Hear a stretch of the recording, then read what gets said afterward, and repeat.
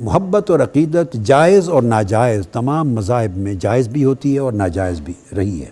ایک صحابی آئے آقا علیہ السلام کی بارگاہ میں اور آ کے سجدہ کر دیا۔ آقا علیہ السلام نے پوچھا یہ کیوں کیا؟ منع فرمایا، بعد میں فرما دیا یہ حرام ہے، جائز نہیں ہے۔ لفظ حرام نہیں ہے مگر شرعاً حرام ہے، اس لیے کہہ رہا ہوں۔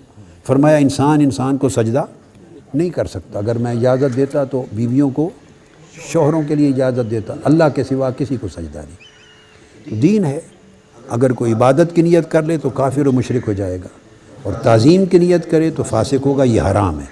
یعنی کسی بھی نیت سے سجدہ اللہ کے سوا کسی کو ہے ہی نہیں، آقا علیہ السلام کے لیے بھی جائز نہیں ہے، تو بس کسی اور کی کیا جواز ہے نا۔ تو میں نے کہا انہوں نے یہ کر دیا، آقا علیہ السلام نے انہوں نے کہا ہم نے دیکھا روم کی سلطنت اپنے بادشاہوں کو سجدے کرتے ہیں، تو ہمارے ہاں آپ سے بڑا بادشاہ کون ہے؟ اب انہوں نے ایک اظہار عقیدت کیا، مسئلہ معلوم نہیں تھا مگر جو سمجھ میں آیا اظہار کر دیا۔ اب آقا علیہ السلام کا چونکہ وہ پیغمبر ہیں، ہادی ہیں، انہوں نے روک دیا کہ یہ جائز نہیں ہے، ممنوع ہے میری شریعت، سمجھا دیا۔ میری طبیعت اور روش یہ ہے اور علم یہ کہتا ہے کہ جائز پر اکتفا نہ کریں، اونچے معیار کی طرف جائیں۔ صحابہ کرام میں اگر اس کو فرق کرنا ہو تو خلفائے راشدین کا اسوہ سب سے اعلیٰ۔ زندگی میں ہمیشہ جو وتیرہ ہے وہ اعلیٰ اور معیاری رکھیں۔ زندگی میں اللہ کے ساتھ اپنے تعلق کو اخلاص پہ رکھیں، اس میں مخلوق کو شامل نہ کریں۔ علماء کرام کا ایک وفد آ گیا میرے پاس، یہ بات 80s کی ہے۔ وہ وفد آیا تو مجھے کہنے آپ نے سنی ہوگی یہ بات، تو وہ آئے، انہوں نے کہا کہ فلاں دارالعلوم میں، لاہور کی ایک بہت بڑی جامعہ ہے، تو اس دارالعلوم میں ایک اجتماع تھا، پھر وہاں علماء اکٹھے ہوئے، بڑے بڑے اکابر، ان میں اب اکثریت وفات پا گئی، پرانی بات ہے۔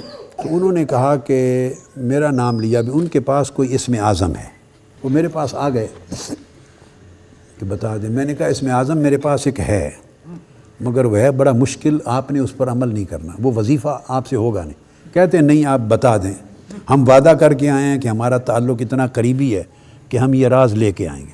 انہوں نے کہا وہ خطاب سے پہلے بھی دیکھتے ہیں، تسبیح ہوتی ہے ہاتھ میں، لب ہلتے ہیں، کچھ پڑھتے ہیں، اس سے تسخیر قلوب ہوتا ہے۔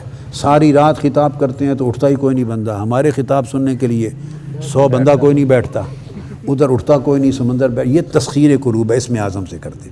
یہ ان کا مسئلہ تھا کہ معلوم کریں وہ کیا تھا کہ ہم بھی وہ پڑھیں۔ میں نے کہا ہے میرے پاس اسم اعظم مگر آپ کے لیے ہوگا مشکل۔ انہوں نے کہا کیا؟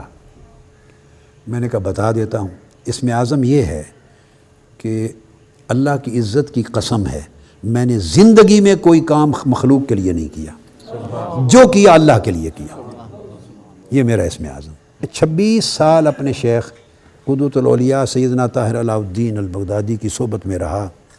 میں نے ان کو بتایا 26 سال میں ایک بار بھی میں نے ان سے عرض نہیں کیا کہ حضور میرے لیے دعا فرما دیں۔ دل کو اتنا خاص کر لیں، خالص، طاہر، ستھرا، اور اخلاق اچھے رکھیں بیٹے، لوگوں کے ساتھ اخلاص اور محبت سے، پیار سے خوشبو آئے ایمان کی بھی، مسلمان ہونے کی۔